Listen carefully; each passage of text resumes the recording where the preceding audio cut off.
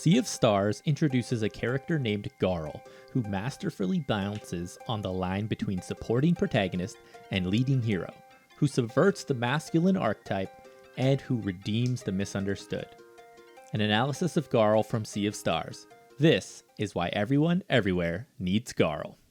I came across a video game that sparked nostalgia and reminded me of my early years of gaming, expecting turn-based combat, a storyline with multiple stages of world-ending threats, hidden secrets, and grinding levels to gain more power.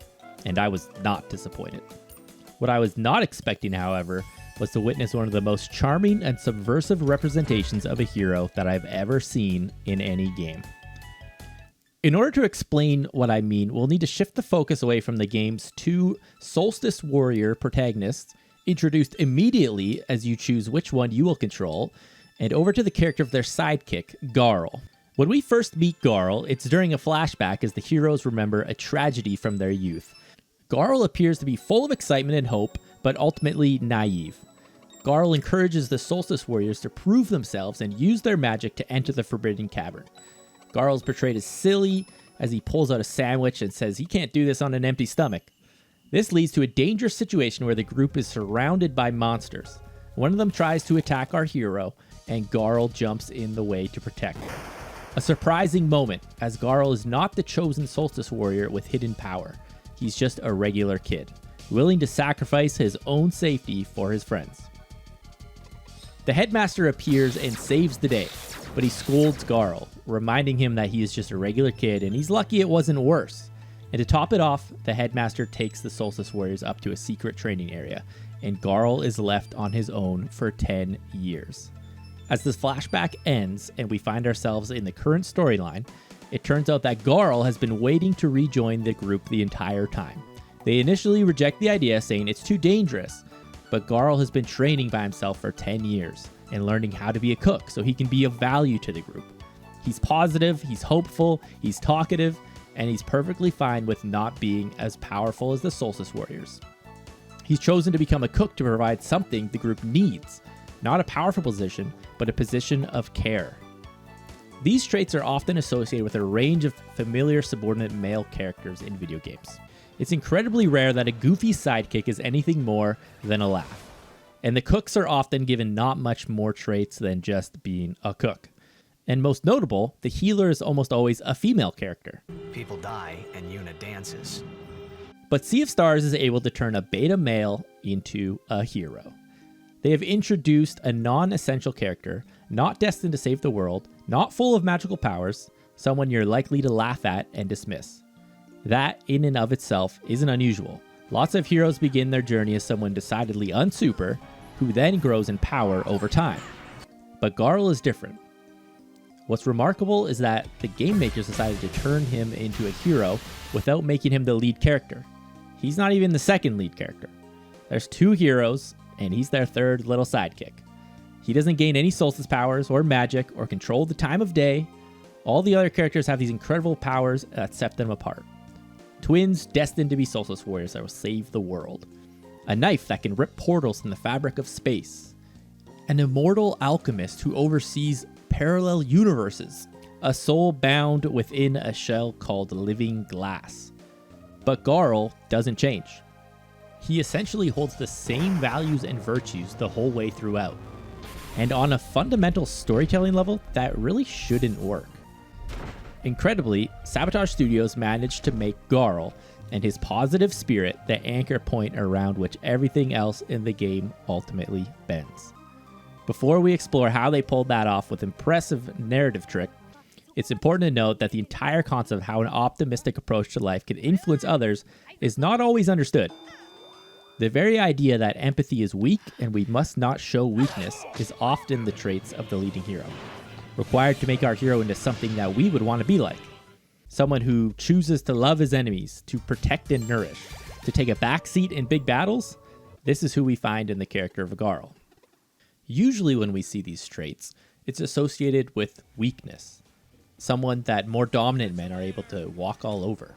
A butler figure that's never really thanked, or a character only meant to lift up the main characters. You were born to defeat the Dark One.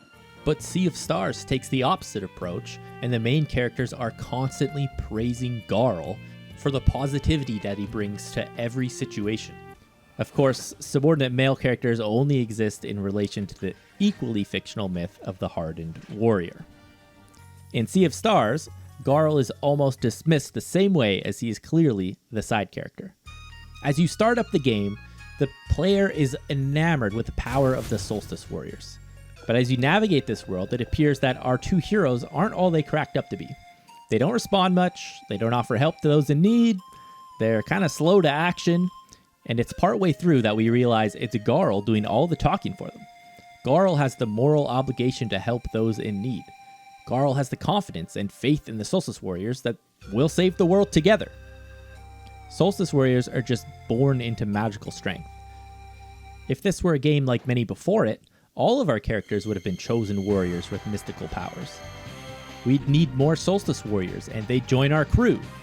We'd all learn how to harness the power and become super strong. We'd become so strong that the need for nourishment or a healer wouldn't even be necessary anymore. This type of all-powerful team is typical in games. That's the correct way to play, is to become as strong as possible, less talking, and beat up all the baddies. There's no redemption, there's no other way, there's no point in talking it out, we have to fight them. We don't leave room for understanding or redeeming a villain, mainly because the main character hasn't shown the ability to do that in any way. If they know how to fight, that's it. But Sea of Stars is anything but a typical game. As the game progresses, we start to see cracks in the way of the Solstice Warriors. Their choices over the years have caused more problems. They're not as devoted as we once thought they were. They make scoffs and remarks about how they disagree with the headmaster. They aren't concerned with protecting the world, they'd rather just live a normal life.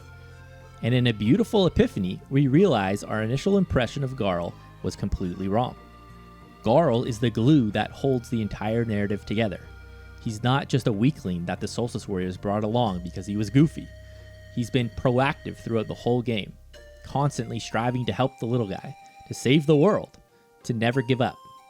He's not been led by the Solstice Warriors to save the world. He's the one leading them. Taking on the Dweller of Strife is his idea, after all, and he does it without any fear that he is just a regular human. He doesn't take no when the headmaster rejects him, trains on his own for 10 years. He doesn't leave when the Elder Mist rejects him, insisting that he receives his own prophecy. In short, he knows what he wants and he never stops trying to get it. He just doesn't do it in a domineering way. Garl's worldview is articulated excellently in this powerful speech when we meet Malkomud. Malkomud is a young earth mage who's been rejected by his town of hardened moles who dig for a living. Malkomud is a very poor digger, so when he tries, the town says he's not good, so he gives up. And then the town says he's lazy. So in a rebellion, he decides to bury himself deep within the mines and start creating large earth elemental monsters. As he explains this to us, Garl is quick to respond. It's okay, Malkomud. You don't have to do like everyone else. Normal doesn't have to be your thing. You do you. He encourages Malkomud, saying, "You're pretty good with earth magic." To which Malkomud says he loves it, but everyone's been saying that he shouldn't do it. Garl says they just don't understand yet, and he encourages Malkomud to be helpful with his earth magic. Being helpful. Instead of showing them by returning their bullying with aggression, show them what good you can do. Garl doesn't return evil for evil. He gives people the benefit of the doubt. He doesn't even condemn the others for bullying Malkomud, but he leaves space for them to understand each other one day. Malkomud has never received this sort of kindness before. He sums up his experience with Garl in 3 words. I like you. This is important to note, because Garl has a way of interacting with people that leaves them in a better place, and they like him for it. His words to Malkomud show an emotional maturity of redemption and love for each other. Those around you may have rejected you. They've not understood you. They've looked down on you, but you are created unique. You can use your power for good. If you heard this in the real world, you might find it a bit cliche or unrealistic. It was said that you would destroy this and not join them! Those who are made fun of, socially rejected, ostracized, We don't question when they turn out hardened and angry. We accept it because it makes sense. When someone overcomes adversity, when they face these things and they still turn out to do something great, it's so emotional that it brings us to tears. It's an amazing story. It's the thing we make movies about. But I think it's useful to really understand Garl's worldview to see the impact he's having. For him, being a hero is not just mystical powers and fighting massive threats. He doesn't put on blinders and focus on the horrible threat in front of him only. He makes positive, friendly interactions with everyone he meets. Even those who try to trick and deceive him, he projects positivity and says, "This will be an amazing story to tell one day." And the game presents all of those traits as useful, pragmatic skills. The pirates become close friends and accompany the group for the rest of the game. The entire town of Brisk is destroyed, and when they rebuild, they choose Garl as their leader. Why would they choose Garl and not the chosen Solstice Warriors? Because he cares. He's made meaningful relationships with these people. He's injected hope and positivity in the midst of destruction. He stayed level-headed and always moves the group forward with a plan of restoration. This is in stark contrast to the other characters of the game. We have a brooding ninja with very few words, very matter-of-fact, who doesn't crack a smile. But she seems to have otherworldly knowledge, providing information and tools to help us accomplish these major tasks, like saving Garl himself from the Dweller of Woe, and creating portals to amplify the powers of the Eclipse. These are all very useful things, but much different than Garl. When Garl chooses to see the good side of things, to give people a second chance whether they take it or not. Goodbye, Frieza. Never do mischief again.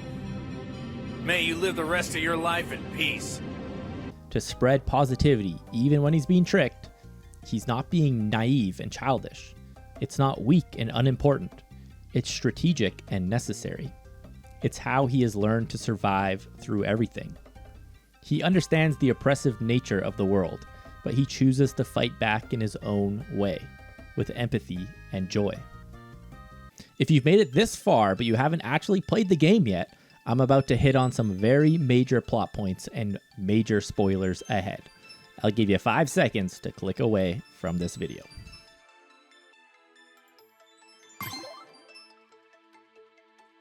It's interesting to note that the two original Solstice Warriors, Erlina and Brugaves, are introduced as our heroes in this world, but we don't envy them. Instead, we end up pitying them for having been hardened by the requirements put on them. They just want to live a normal life. They didn't ask for this responsibility. They want to put a stop to the eternal battle, albeit by letting the bad guys win, which doesn't give them much points for us, but we can actually still understand why. And Garl is the anti-cynic, the antidote to nihilism, and his worldview is made extra evident each time his theme song plays. The song itself is full of positivity. It sparks excitement, joy, ambition, motivation. Listening to the song gives you the courage to do the right thing.